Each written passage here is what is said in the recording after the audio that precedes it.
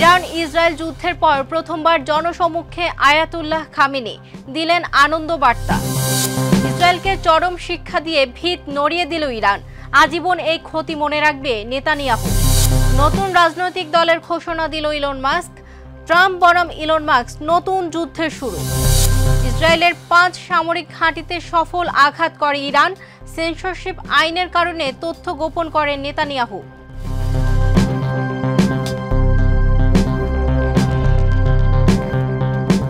দর্শক আমন্ত্রণ মাই TV I নিউজে। এতক্ষণ দেখছিলেন শিরোনাম, সাথে আছে আমি সওদা ইসলাম বর্ষা। কেসারেন শেকড় থেকে শিখরে। ইসরায়েলের সঙ্গে সাম্প্রতিক সংঘর্ষের পর প্রথমবার জনসমক্ষে এলেন ইরানের সর্বোচ্চ নেতা আয়াতুল্লাহ আলী খামেনি। 5 জুলাই তেহরানের ইমাম খোমেনি মসজিদে আশুরার অনুষ্ঠানে অংশ নিয়ে দেশপ্রেমমূলক গান পরিবেশনের আহ্বান জানান তিনি। 24 দিন জনসমক্ষে না থাকায় তাকে ঘিরে নানা গুজব ছড়িয়েছিল। তবে সরাসরি উপস্থিত হয়ে খামেনি সেই জল্পনার অবসান ঘটান। বিস্তারিত রিপোর্টে। ইসরায়েলের সঙ্গে সাম্প্রতিক সংঘর্ষের পর প্রথমবারের মতো জনসমক্ষে হাজির হলেন ইরানের সর্বোচ্চ নেতা আয়াতুল্লাহ আলী খামেনি। 24 দিনের অন্তরালের পর কি বললেন তিনি? ইসরায়েলের বুকে কাঁপুনি ধরিয়ে দিতে হুঁশিয়ারি উচ্চারণ করে কোন কঠোর বার্তা দিলেন? পবিত্র আশুরার আগের দিন 5 জুলাই তেহরানের ইমাম খোমেনি মসজিদে আয়োজিত এক ধর্মীয় অনুষ্ঠানে অংশ নেন আয়াতুল্লাহ আলী খামেনি। ইরানের রাষ্ট্রীয় টেলিভিশনে প্রচারিত ভিডিওতে দেখা যায় খামেনি দেশপ্রেমমূলক গান পরিবেশনের আহ্বান জানান প্রবীণ শিয়া ধর্মীয় নেতা মাহমুদ কারিমিকে। বিশেষ করে ইরান গানটি পরিবেশনের অনুরোধ করেন, যা সাম্প্রতিক সংঘর্ষের সময় ব্যাপক জনপ্রিয়তা পেয়েছে। এই উপস্থিতি বিশেষ তাৎপর্যপূর্ণ, কারণ 13 জন শুরু হওয়া ইরান ইসরায়েল যুদ্ধের সময় জনসমক্ষে তাকে দেখা যায়নি। ওই সময়ে খামেনি কেবল 3টি ভিডিও বার্তায় কথা বলেছিলেন, যার ফলে তাকে নিয়ে নানা জল্পনা কল্পনা ও গুজব ছড়িয়ে পড়ে। ধারণা করা হচ্ছিল তিনি হয়তো নিরাপত্তার কারণে গোপন বাংকারে অবস্থান করছিলেন।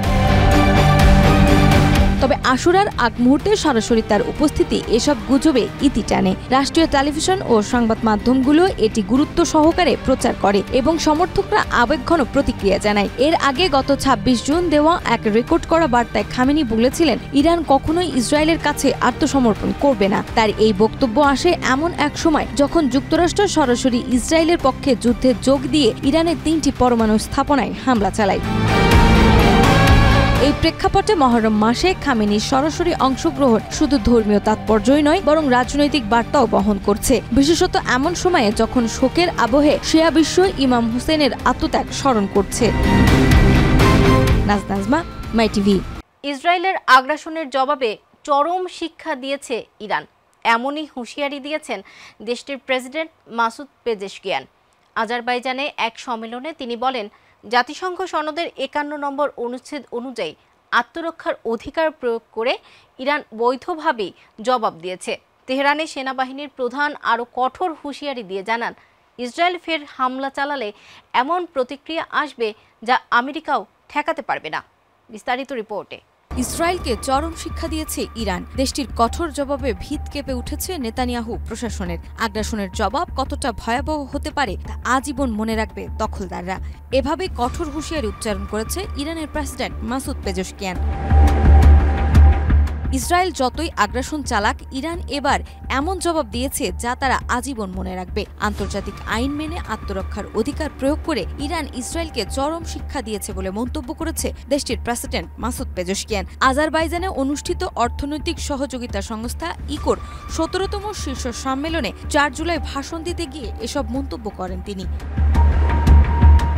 পেজেশকিয়ান বলেন, জাতিসংঘ সনদের 51 নম্বর অনুচ্ছেদ অনুযায়ী ইরান তার জাতীয় সার্বভৌমত্ব ও ভৌগোলিক অখণ্ডতা রক্ষায় বৈধভাবে প্রতিরোধ করেছে। আক্রমণকারীদের এমনভাবে জবাব দেওয়া হয়েছে যাতে তারা বুঝে যায় এই অঞ্চলে আগ্রাসনের কোনো স্থান নেই।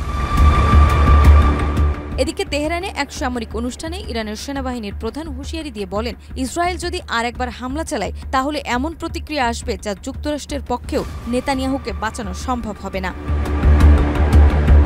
এছাড়াও পরিস্থিতি সাপেক্ষে উত্তেজনা বেড়ে যাওয়ায় জাতিসংঘের পরমাণু পর্যবেক্ষণ সংস্থা IAEA জানিয়েছে তেহরানে তাদের সব পর্যবেক্ষক কার্যক্রম স্থগিত করা হয়েছে এবং দলটিকে ফিরিয়ে আনা হয়েছে, কারণ ইরানের জাতীয় নিরাপত্তা পরিষদের অনুমোদন ছাড়া কার্যক্রম চালানো সম্ভব নয়।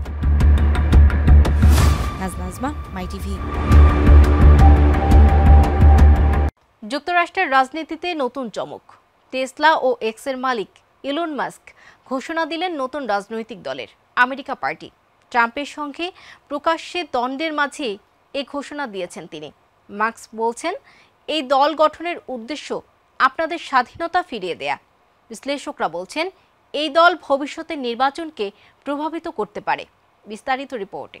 ট্রাম্পের সাথে ধনকুবের ইলন মাস্কের যুদ্ধ শুরু। নতুন রাজনৈতিক দলের ঘোষণা দিয়েছেন ইলন মাস্ক।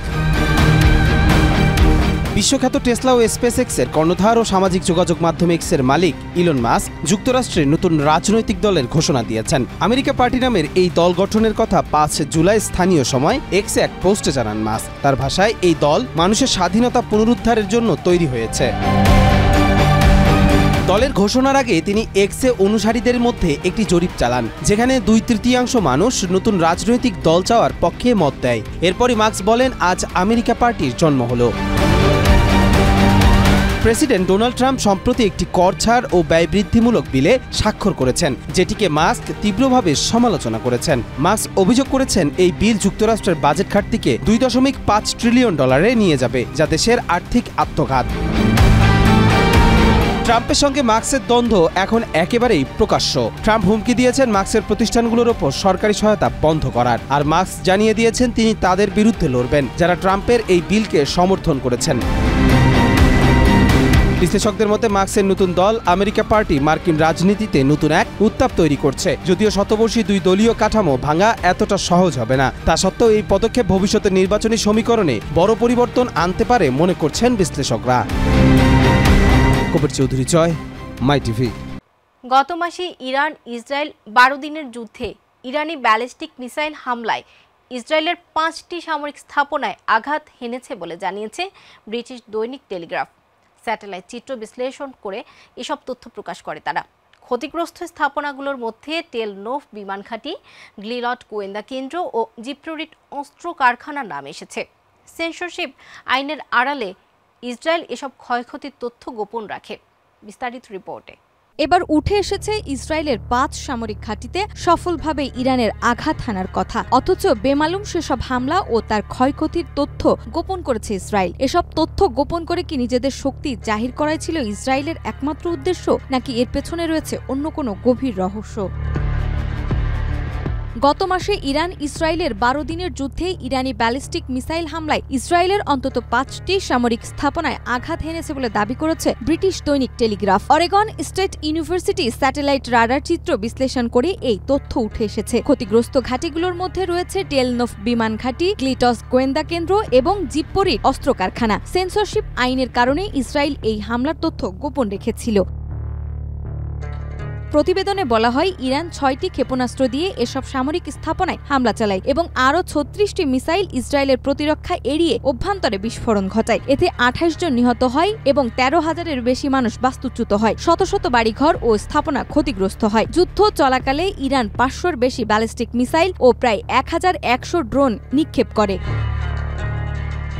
টেলিগ্রাফ আরও জানায়, ইরান উন্নত প্রযুক্তির মিসাইল ও ক্লাস্টার বোমা ব্যবহার করে। আইডিএফ এসব বিষয়ে মন্তব্য করতে অস্বীকৃতি জানালেও ইসরায়েল বলেছে ইরানের পারমাণবিক ও মিসাইল কর্মসূচি ধ্বংস করাই ছিল তাদের একমাত্র লক্ষ্য। অন্যদিকে ইরান পারমাণবিক অস্ত্র তৈরির অভিযোগ অস্বীকার করে বলেছে তারা শান্তিপূর্ণ উদ্দেশ্যে ইউরেনিয়াম সমৃদ্ধ করছে, তবে আন্তর্জাতিক মহলে এই বিষয়ে উদ্বেগ রয়ে গেছে।